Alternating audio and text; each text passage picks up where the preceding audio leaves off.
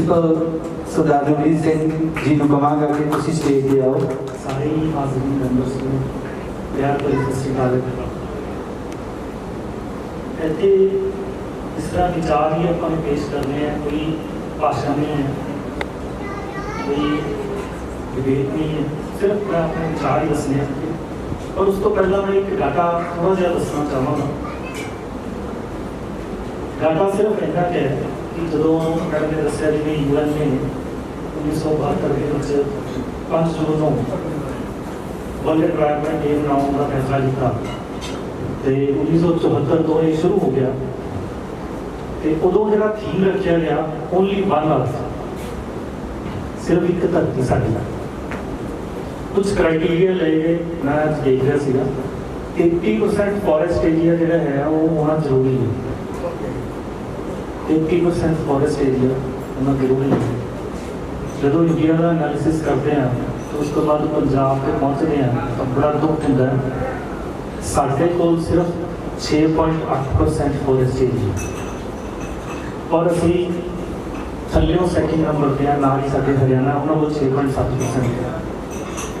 तो ये अज की साड़ी पोजीशन है पंजाब भी असी 6-6.5% फॉरेस्ट एरिया लैके खड़े हैं, जिथे भी असी 80% सानू चाहिए जी शुद्ध हवा लें। लैंड की कमी नहीं है, बहुत पई है, लगाउन की कमी है। दूसरी गल एक एनालिसिस शायद बाहर नहीं आता, मैं दसना चाहवागा। अपने उरे कोले तो बिजली बनाई जाती है, पता तो सारा। कोले का एक ड्रॉबैक की है कि जो कोले तो स्वाह बनती है तो 1/3 स्वाह बन जाती है, मिट्टी के मिलानी करती है, यानी नॉन कंबस्टेबल होंगे वो मटीरियल 1/3। तो एस्टिमेटेड अपने उन्हें 12 मिलियन रोज दियाँ कोले दियाँ लगती। तो इसका मतलब ये हो गया कि 4 गड्डियाँ स्वाह दियाँ बन गई जी साड़ी मिट्टी सिक्कियाँ लगी। ਉਹਦੇ ਵਿੱਚੋਂ ਵੀ बहुत सारा मटीरियल ऐसा है जो कैंसरस होता है, क्योंकि कोला अपने उन्होंने प्रोडक्ट ही लिया के वो मिट्टी सिर होंगे। अभी बहुत कुछ साफ कर लाँगे, हो सकता है एयर प्यूरीफायर भी अभी ला लिए थोड़े दिन थोड़े टाइम के तुम देखोगे होटलों के जिसे आप प्रोग्राम कर रहे हैं घर के एयर प्यूरीफायर लगने शुरू हो जाएंगे।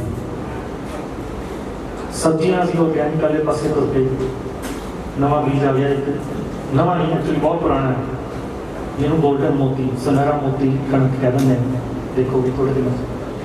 लेकिन पानी का की करिए जो अभी पोल्यूट कर करके नीचे भेजी जा रहे हैं, ऐसा कैमिकल भी पा रहे हैं जो कि उसके फिल्टर प्रोसैस के विचों भी साढ़े नीचे पहुँच जाता है। इतों तक कि साढ़े पिंडा वाले ने तो होर नवी कार्ड कट ली, पुराने बोर को बंद नहीं करते, जिथे साडा वाटर टेबल है उत्थे छड्ड दिंदे जाके वो सारा का सारा पानी उस लैवल पर पहुँच जाता है जितों असीं कढ़दे हैं। सीधा जहर की करांगे। अज असी उस क्रॉस रोड के उस चौराहे पर खड़े हैं जिथे सानू ये सोचण की लोड़ हैगी है कि असी अपनी नीड पूरी करनी है कि असी अपनी ग्रीड पूरी करनी है। नीड वास्ते नेचर को बहुत कुछ है, ग्रीड वास्ते कुछ नहीं। तो आज सानू सोचना पड़ेगा कि असी तुरना किहड़े पासे, किहड़े चौराहे तो किस रस्ते को पकड़ी। मैं पहला तो धन्यवादी हाँ ह्यूमैनिटी नेचर इन्होंने ऑर्गेनाइजेशन का कि इन्होंने एक उपराला कटिया। यही चीज़ की लोड़ है। अज असीं जिस चौराहे पर खड़े हैं इस पॉइंट तो ही सानू सही दिशा वाल चलण की और इन्हों के एफर्ट की ते नाल काफला जोड़ के एफर्ट करने की लोड़ हैगी है। शहरों के विच एफर्ट जिहड़े हैगे है, माफ़ करियो असीं शहरों के विच रह रहे हैं, लेकिन शहरों के विच एफर्ट किए हुए वेस्ट जा रहे हैं। जिन्ना असीं पढ़ गए उन्ना असीं नेचर तो दूर हो गए। असीं घर के विच मिट्टी बर्दाश्त नहीं करते, टाइलां ला दिंदे आ, कवर कर देंगे हैं। जो माड़ा मोटा कोई कच्चा एरिया रखा हुआ, साढ़े बच्चे कहेंगे हटी गड्डी खड़ी करने थां नहीं है भाई, भी पक्का कर दो।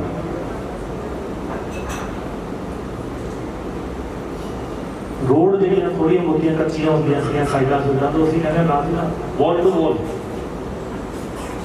डोर टू डोर पक्का कर। तो माफ़ करना, जिन्ना असीं पढ़ रहे हैं उन्ना की असीं दूर भी जा रहे हैं।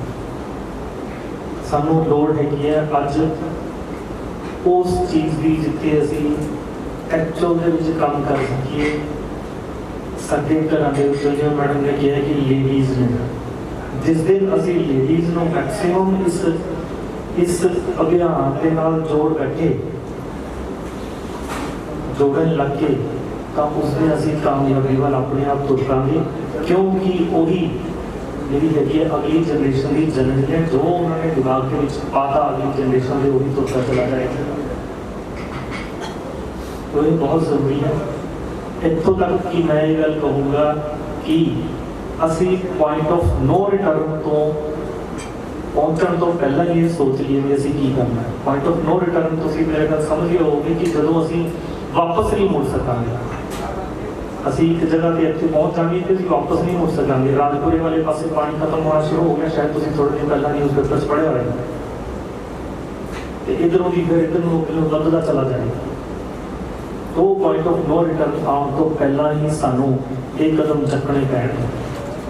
तो ये जिन्हें मैडम ने दस्सिया कि ये सिर्फ गवर्नमेंट का काम नहीं है, ये हुण लोगों का काम है। जो तक लोगों को इस गल की समझ नहीं आएगी, लोगों को इस गल की कॉन्शियसनैस नहीं होएगी कि असी जो है काम करना है, उदों तक जो है इधर वाल तुरेगा नहीं। मैं एक होर मुद्दा लियावां कि साडे जिहड़े वोटां होंदियां, वोटां दे विच बाकी सारे मुद्दे चक्के जाते हैं, कभी एनवायरनमेंट को मुद्दा नहीं बनाया जाता, एनवायरनमेंट को अपने मैनीफेस्टो से शामिल नहीं किया जाता।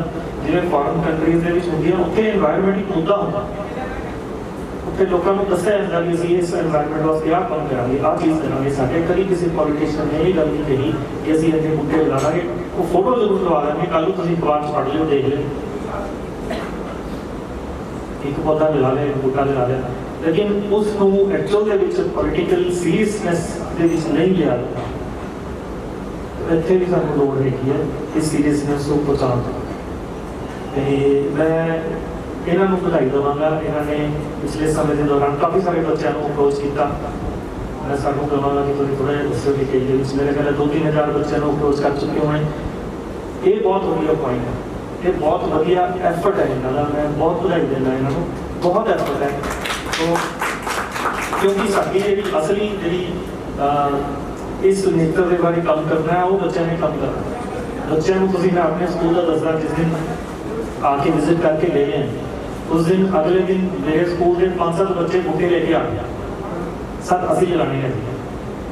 मैं कहा यार चलो ठीक है, अच्छी गल है, तुसीं लगाने हैं, तुसीं मड़े कुछ लगे भी आपां किस किस्म के बूटे लगाने हैं और किधर नूं लगाने हैं, नहीं जी असीं ले आए। तो अरेंज करके उन्होंने तरीके के नाम से असीं बूटे ले आते, वो बूटे भी बड़े वधिया लियाते, उन्होंने कोई जामन का लिया या कोई अमरूद का लिया, मतलब बट्टे वाले बूटे जिहड़े आपां कह दिंदे आ भी छोटे नहीं। तो बड़ा अच्छा लगा। घट्टो घट इस गल तो सानूं ये पता लग गया कि बच्चों के उत्ते कितना को जल्दी असर होता इस चीज़ का। जिहड़ा बच्चा एक बारी अपने हत्थी बूटा लगा गया, जिहड़ा इंसान एक बारी अपने हत्थी बूटा लगा गया, वो बूटा कट्टण के बारे नहीं सोचे, वो बूटा लगाने के बारे में, सेव करने के बारे सोचेगा। और यही साडा मेन मकसद है आज की डेट में। ज़्यादा शब्द ना कहना मेरा, मैं सिर्फ इतना कहूँगा कि इन्होंने धन्यवाद है। और मैं इन्होंने हौसला अफजाई के लिए यही कहूँगा कि बेटा इन्हों जारी रखो, जिन्नी को तुहानूं हेल्प की लोड़ हैगी है, जिन्नी को साडी समर्थ है असीं कर सकते हैं, उन्नी को असीं जरूर करांगे। असीं तो तहे दिलों तुहाडे नाल हैगी है, मेरी टीम जिहड़ी हैगी है तुहाडे नाल हैगी है जी, कि असीं तुहाडे नाल हो सकांगे। Thank you.